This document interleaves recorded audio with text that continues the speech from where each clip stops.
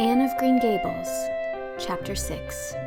Marilla makes up her mind. Get there they did, however, in due season. Mrs. Spencer lived in a big yellow house at White Sands Cove, and she came to the door with surprise and welcome mingled on her benevolent face.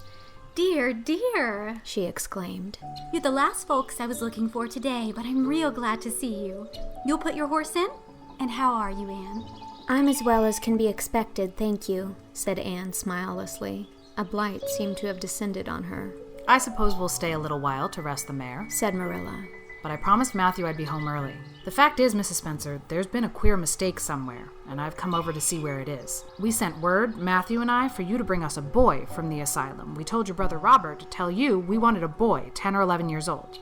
"Marilla Cuthbert, you don't say so," said Mrs. Spencer in distress. "Why, Robert sent the word down by his daughter, Nancy, that she said you wanted a girl. Didn't she, Flora Jane?" Appealing to her daughter, who had come out to the steps. "She certainly did, Miss Cuthbert," corroborated Flora Jane earnestly. "I'm dreadful sorry," said Mrs. Spencer. "It's too bad, but it certainly wasn't my fault, you see, Miss Cuthbert. I did the best I could, and I thought I was following your instructions. Nancy's a terrible flighty thing. I've often had to scold her well for her heedlessness." It was our own fault, said Marilla resignedly. We should have come to you ourselves and not left an important message to be passed along by word of mouth in that fashion. Anyhow, the mistake has been made, and the only thing to do now is to set it right. Can we send the child back to the asylum? I suppose they'll take her back, won't they? "I suppose so," said Mrs. Spencer thoughtfully. "But I don't think it would be necessary to send her back. Mrs. Peter Blewett was up here yesterday, and she was saying to me how much she wished she'd sent by me for a little girl to help her. Mrs. Peter has a large family, you know, and she finds it hard to get help. Anne would be the very girl for her. I call it positively providential." Marilla did not look as if she thought Providence had much to do with the matter. Here was an unexpectedly good chance to get this unwelcome orphan off her hands, and she did not even feel grateful for it. She knew Mrs. Peter Blewett only by sight as a small, shrewish-faced woman without an ounce of superfluous flesh on her bones, but she had heard of her. A terrible worker and driver, Mrs. Peter was said to be, and discharged servant girls told fearsome tales of her temper and stinginess, and her family of pert, quarrelsome children. Marilla felt a qualm of conscience at the thought of handing Anne over to her tender mercies. "Well, I'll go in and we'll talk the matter over," she said. "And if there isn't Mrs. Peter coming up the lane this blessed minute!" exclaimed Mrs. Spencer, bustling her guests through the hall into the parlor, where a deadly chill struck on them as if the air had been strained so long through dark green, closely drawn blinds that it had lost every particle of warmth it had ever possessed. "That is real lucky, for we can settle the matter right away. Take the armchair, Miss Cuthbert. Anne, you sit here on the ottoman and don't wiggle. Let me take your hats. Flora Jane, go out and put the kettle on. Good afternoon, Mrs. Blewett. We were just saying how fortunate it was you happened along. Let me introduce you two ladies, Mrs. Blewett, Miss Cuthbert. Please excuse me for just a moment. I forgot to tell Flora Jane to take the buns out of the oven." Mrs. Spencer whisked away after pulling up the blinds. Anne, sitting mutely on the ottoman, with her hands clasped tightly in her lap, stared at Mrs. Blewett as one fascinated. Was she to be given into the keeping of this sharp-faced, sharp-eyed woman? She felt a lump coming up in her throat, and her eyes smarted painfully. She was beginning to be afraid she couldn't keep the tears back when Mrs. Spencer returned, flushed and beaming, quite capable of taking any and every difficulty, physical, mental, or spiritual, into consideration and settling it out of hand. "It seems there's been a mistake about this little girl, Mrs. Blewett," she said. "I was under the impression that Mr. and Miss Cuthbert wanted a little girl to adopt. I was certainly told so, but it seems it was a boy they wanted. So if you're still in the same mind you were yesterday, I think she'll be just the thing for you." Mrs. Blewett darted her eyes over Anne from head to foot. "How old are you, and what's your name?" she demanded. "Anne Shirley," faltered the shrinking child, not daring to make any stipulations regarding the spelling thereof, "and I'm 11 years old." You don't look as if there was much to you, but you're wiry. I don't know, but the wiry ones are the best, after all. Well, if I take you, you'll have to be a good girl, you know. Good and smart and respectful. I'll expect you to earn your keep and make no mistake about that. Yes, I suppose I might as well take her off your hands, Miss Cuthbert. The baby's awful fractious, and I'm clean worn out attending to him. If you like, I can take her right home now. Marilla looked at Anne and softened at sight of the child's pale face with its look of mute misery, the misery of a helpless little creature who finds itself once more caught up in the trap from which it had escaped.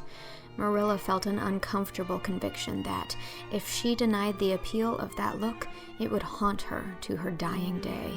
Moreover, she did not fancy Mrs. Blewett. To hand a sensitive, high-strung child over to such a woman? No, she could not take the responsibility of doing that. Well, I don't know, she said slowly. I didn't say that Matthew and I had absolutely decided that we wouldn't keep her. In fact, I may say that Matthew is disposed to keep her. I just came over to find out how the mistake had occurred. I think I'd better take her home again and talk it over with Matthew. I feel that I oughtn't to decide on anything without consulting him. If we make up our mind not to keep her, we'll bring or send her over to you tomorrow night. If we don't, you may know that she is going to stay with us. Will that suit you, Mrs. Blewett? I suppose it'll have to, said Mrs. Blewett ungraciously. During Marilla's speech, a sunrise had been dawning on Anne's face. First, the look of despair had faded out. Then came a faint flush of hope. Her eyes grew deep and bright as morning stars. The child was quite transfigured, and a moment later, when Mrs. Spencer and Mrs. Blewett went out in quest of a recipe the latter had come to borrow, she sprang up and flew across the room to Marilla. "Oh, Miss Cuthbert, did you really say that perhaps you would let me stay at Green Gables?" she said, in a breathless whisper, as if speaking aloud might shatter the glorious possibility. "Did you really say it, or did I only imagine that you did?" I think you'd better learn to control that imagination of yours, Anne, if you can't distinguish between what is real and what isn't, said Marilla crossly. Yes, you did hear me say just that and no more. It isn't decided yet, and perhaps we will conclude to let Mrs. Blewett take you after all. She certainly needs you much more than I do. "I'd rather go back to the asylum than go live with her," said Anne passionately. "She looks exactly like a gimlet." Marilla smothered a smile under the conviction that Anne must be reproved for such a speech. "A little girl like you should be ashamed of talking so about a lady and a stranger," she said severely. "Go back and sit down quietly and hold your tongue and behave as a good girl should." "I'll try to do and be anything you want me, if you'll only keep me," said Anne, returning meekly to her ottoman. When they arrived back at Green Gables that evening, Matthew met them in the lane. Marilla from afar had noted him prowling along it and guessed his motive. She was prepared for the relief she read in his face when he saw that she had at least brought Anne back with her. But she said nothing to him relative to the affair until they were both out in the yard behind the barn milking the cows. Then she briefly told him Anne's history and the result of the interview with Mrs. Spencer. "I wouldn't give a dog I like to that Blewett woman," said Matthew with unusual vim. "I don't fancy her style myself," admitted Marilla. "But it's that or keeping her ourselves, Matthew. And since you seem to want her, I suppose I'm willing, or have to be. I've been thinking over the idea until I've got kind of used to it. It seems a sort of duty. I've never brought up a child, especially a girl, and I dare say I'll make a terrible mess of it, but I'll do my best. So far as I'm concerned, Matthew, she may stay." Matthew's shy face was a glow of delight. "Well, now I reckoned you'd come to see it in that light, Marilla," he said. "She's such an interesting little thing." "It'd be more to the point if you could say she was a useful little thing," retorted Marilla. "But I'll make it my business to see she's trained to be that. And mind, Matthew, you're not going to go interfering with my methods. Perhaps an old maid doesn't know much about bringing up a child, but I guess she knows more than an old bachelor. So you just leave me to manage her. When I fail, it'll be time enough to put your oar in." There, Marilla, you can have your own way," said Matthew reassuringly. "Only be as good and kind to her as you can be without spoiling her. I kind of think she's one of the sort you can do anything with, if you only get her to love you." Marilla sniffed to express her contempt for Matthew's opinions concerning anything feminine and walked off to the dairy with the pails. "I won't tell her tonight that she can stay," she reflected as she strained the milk into the creamers. "She'd be so excited that she wouldn't sleep a wink.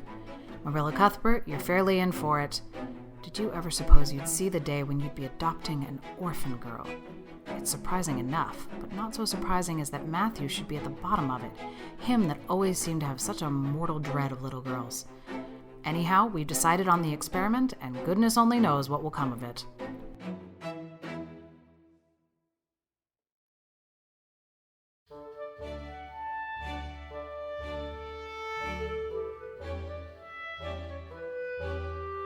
That was Chapter 6 of Anne of Green Gables.